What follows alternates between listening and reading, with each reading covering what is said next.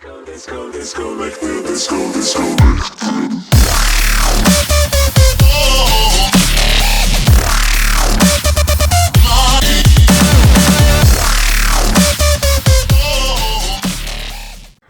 geht ab, FIFA 1 am Start? Willkommen zu einem neuen Video. Heute gucken wir uns mal eine neue Tastatur an. Ich habe mir ja die Logitech irgendwas Tastatur G413 irgendwie sowas bestellt. Habe ich ja halt zurückgeschickt, weil die nicht funktioniert hat. Muss ich jetzt die Zeit auf meiner Empire Gaming Tastatur verbringen. Und jetzt habe ich mir aber eine Sherry Tastatur bestellt, Leute. Und zwar die Sherry MX G80 3000N RGB. Und wenn du nichts mehr auf den Kanal verpassen willst, dann abonniere jetzt gerne mal den Kanal und lass gerne ein Like da. So, wundere dich am besten nicht, wenn hier ein Kabel ist und wenn hier zensiert ist. Hier sind private Informationen, die dich nichts angehen, und hier muss ich mein Handycard aufladen. Wir gucken uns jetzt erstmal die Verpackung an. Hier haben wir das Produkt halt, hier Download the Sherry Software. Hier haben wir nochmal Sherry. Dann haben wir hier irgendwelche Barcodes und Sherry MX G80 300N RGB. Dann haben wir hier nochmal Sherry und hier, wie die Tastatur von der Seite aussieht. Hier haben wir Sherry MX G80 3000N RGB. Hier nochmal Sherry mechanische Gaming-Tastatur. Originale MX-Schalter. Inhalt, Tastatur, Bedienungsanleitung, bla bla bla. Systemvoraussetzungen sind USB-Anschluss, hat aber jeder am PC. Und die Windows-Version sollte 10, 8 oder auch 7 sein. Ich denke mal bei mir, dass Windows 11 auch geht, Leute. Jetzt packen wir die Tastatur mal aus.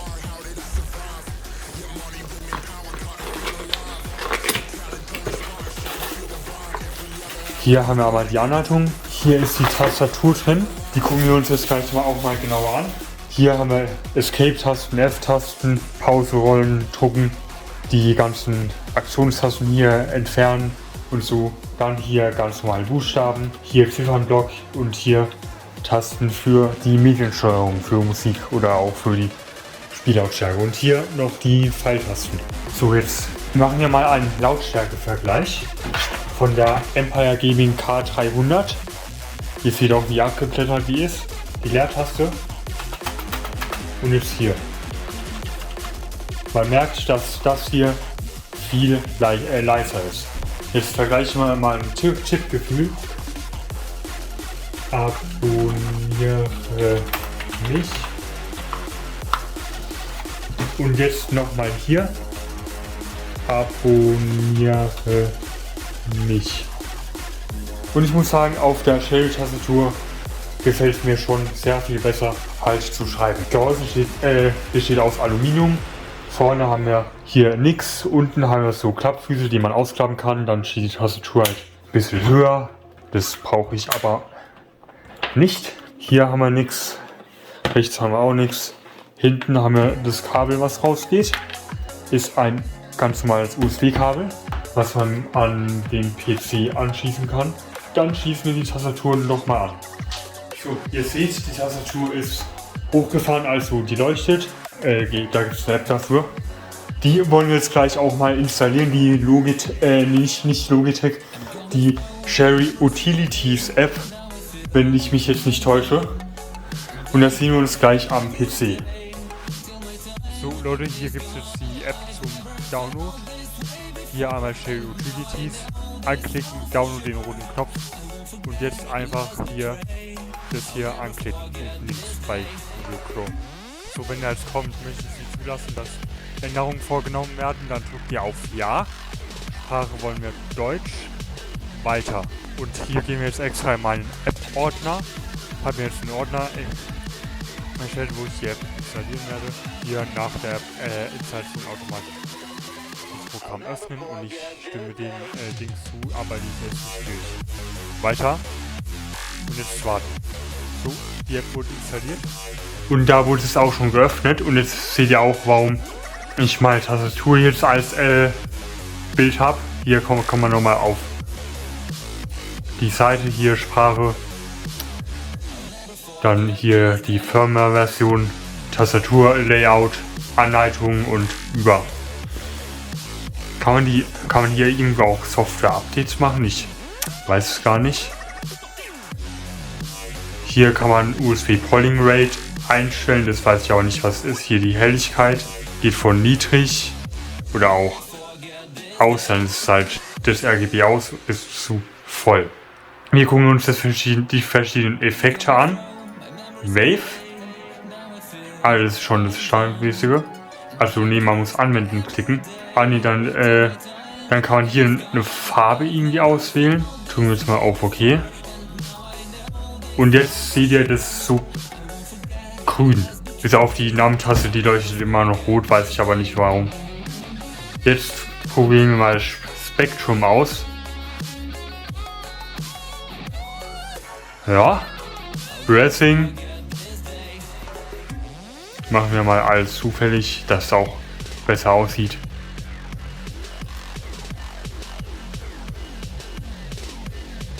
Also langsames Blinken. Auch geil. Rolling. Das sieht schon sehr geil aus. Dann Curved. Wow. Sowas habe ich noch nicht gesehen, so ein Effekt. Dann haben wir noch Scan. Auch sehr nice. Radiation. Das hier dann angezeigt, wenn wir was drücken. Hallo, die Bims. Auch ein richtig geiler Effekt. Ripples. Auch wenn wir was drücken. Dann halt Single Key. Es passiert auch nur, wenn wir den Knopf drücken, dann leuchtet halt der entsprechende Knopf halt, wo wir drauf gedrückt haben. Dann halt statisch, das wird dann wahrscheinlich einfach nur die ganze Zeit leuchten. Und Custom, da können wir dann für jede Farbe etwas festlegen. Ich mache jetzt mal einen Effekt rein.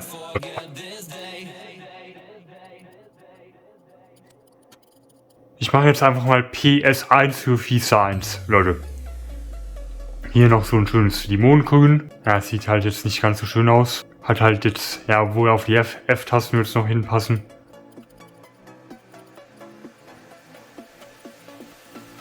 Und dann machen wir jetzt hier noch so ein schönes Blau, würde ich sagen. Das kommt dann ganz am Ende der Tastatur hin. Und das würde dann so aussehen. Schon ziemlich geil, Leute. Aber ich finde immer noch solche Effekte hier am besten. Dann hier kann man noch Aktionen erstellen. Da kann man dann halt die Tasten halt programmieren, zum Beispiel F1. Hier weiß ich jetzt aber nicht, wie das funktioniert.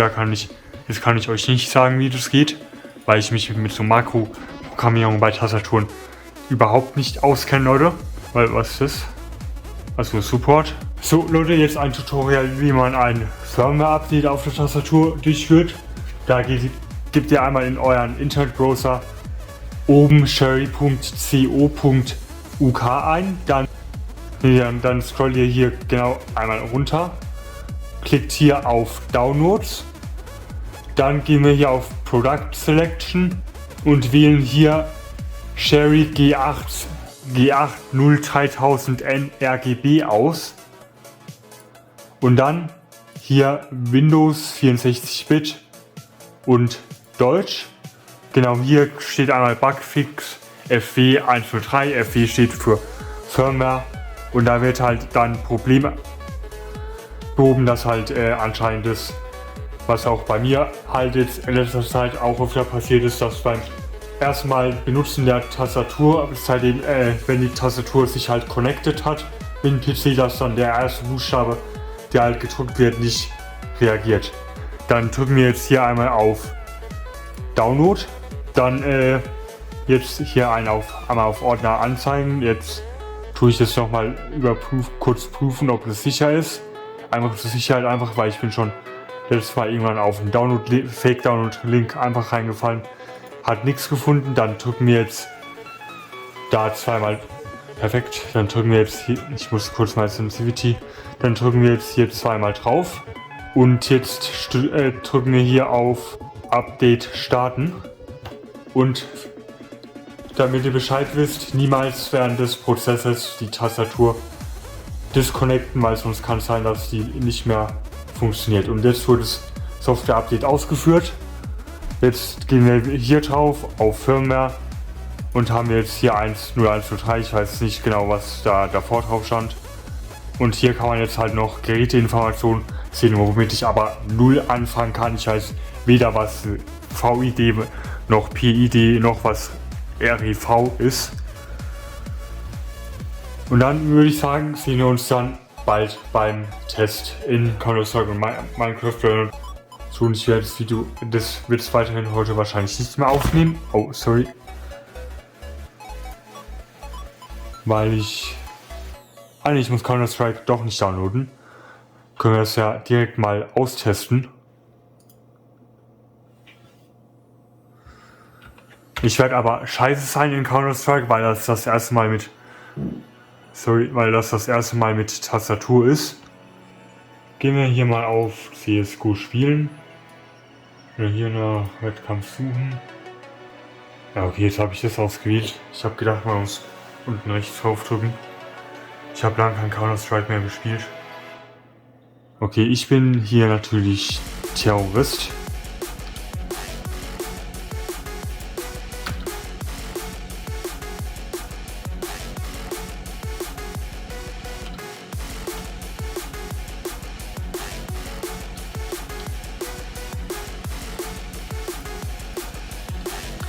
Ja, scheiß drauf, ich habe halt nicht so gutes Aim.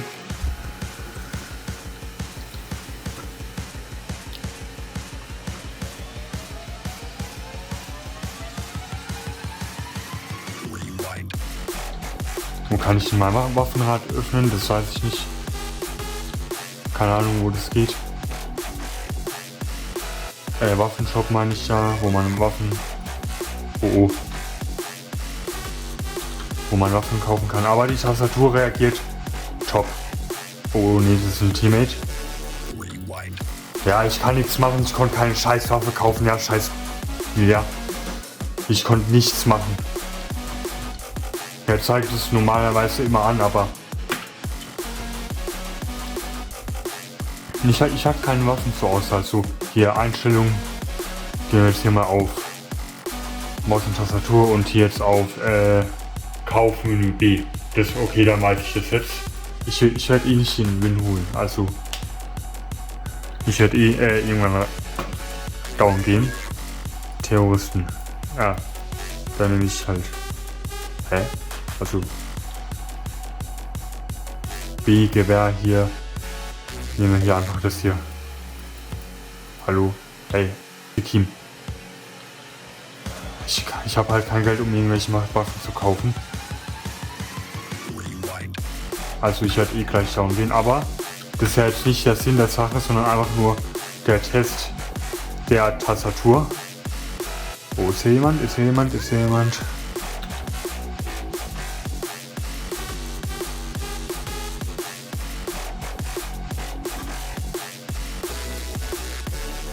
Ich habe bei mir war kein Gegner, ist so bodenlos dieses Spiel, ne? Das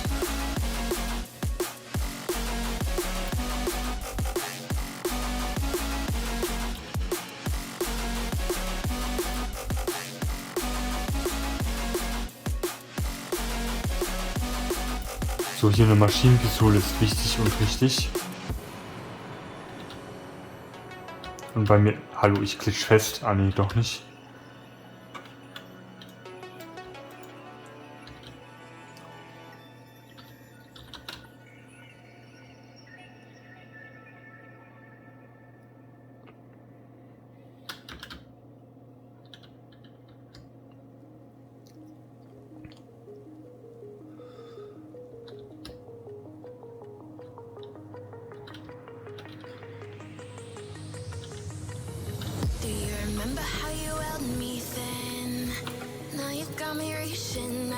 Ach, ich habe ihn nicht gesehen. Ich bin, jetzt weiß ich, jetzt ist ich bin scheiße in Counter-Strike.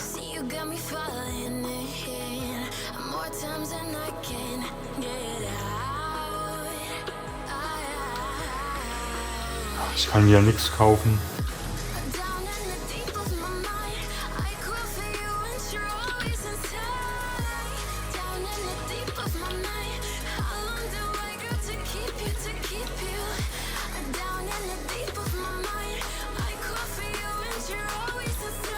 Ja, verpiss dich du.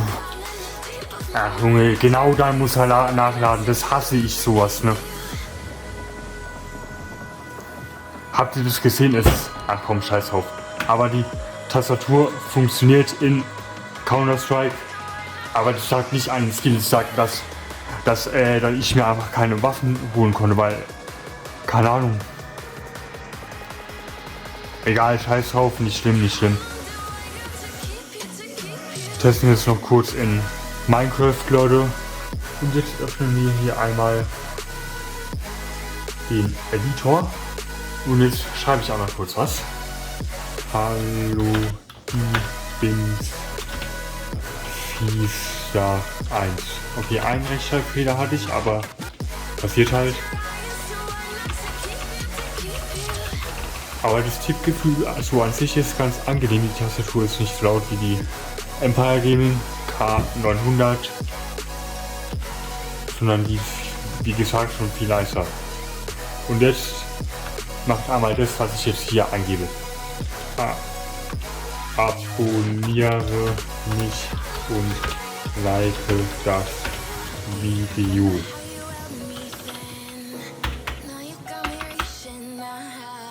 Macht es bitte einmal, um neuen Content auf meinem YouTube-Kanal nicht mehr zu verpassen, Leute. Und dann würde ich schon das Fazit geben. Sehr coole Tastatur, auch mit den Anpassungsmöglichkeiten, dass man da eigene Effekte, also halt eigene Farben für jeden einzelnen Knopf mit der App halt einstellen kann. Und auch in den Spielen funktioniert die Tastatur perfekt, nur dass halt ich halt in Counter-Strike keine gute Waffe kaufen konnte und deshalb abgekackt habe, liegt aber weder an mir noch an der Tastatur, also an Cherry, sondern es liegt an Counter-Strike am Spiel, aber das ist nicht schlimm. Ich habe nichts gegen Counter-Strike. Auch Minecraft hat die Tastatur sehr gut funktioniert, auch für die Tippeingaben. Tipptest aber auch sehr gut. Also dann lasst gerne ein Like und ein Abo da. Bis zum nächsten Mal. Fiesja 1.